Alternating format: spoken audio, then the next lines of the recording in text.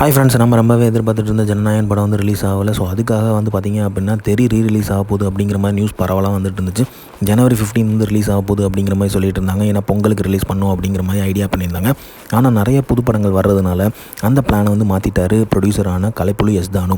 So அவங்களுக்கு வந்து வழி விட்டு அவர் வந்து ரீசன்ட் பேட்டியில் வந்து அது கிளியராக சொல்லியிருந்தார்.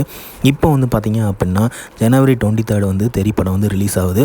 ஸோ ஜனவரி 23 அப்படிங்கிற போது நமக்கு எல்லாருமே தெரியும் மங்காத்தாவுமே ரிலீஸ் பண்ண பிளான் பண்ணியிருந்தாங்க.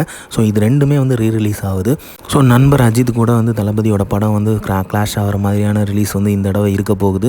ஸோ ஜனவரி 23 வந்து மங்காத்தா மட்டும் இல்லை, தெரியுமே ரிலீஸ் ஆகுது, ரிலீஸ் ஆகுது. ஸோ ரெண்டு ஃபேன்ஸுமே வேறு லெவலில் கொண்டாடுவாங்க அப்படிங்கிறதுல எந்தவித டவுட்டுமே இல்லை.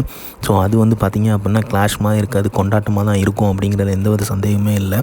ஸோ தெரி படத்தை வந்து பொங்கல் அப்போ ரிலீஸ் பண்ணாமல் 23 1 வீக் லேட்டர் வந்து ரிலீஸ் பண்ணுறாங்க. ஸோ ஃபேன்ஸ் எல்லாருமே கொண்டாடுவாங்க, ரெண்டு படத்தையுமே நல்லா கொண்டாடுவாங்க, எதிர்பார்ப்பு நல்லாவே இருக்குது. இந்த மாதிரி தளபதி அப்டேட் தெரிஞ்சுக்க லைக் பண்ணுங்கள், ஷேர் பண்ணுங்கள், ஃபிலிமா சேனலை சப்ஸ்கிரைப் பண்ணுங்கள். தேங்க்யூ.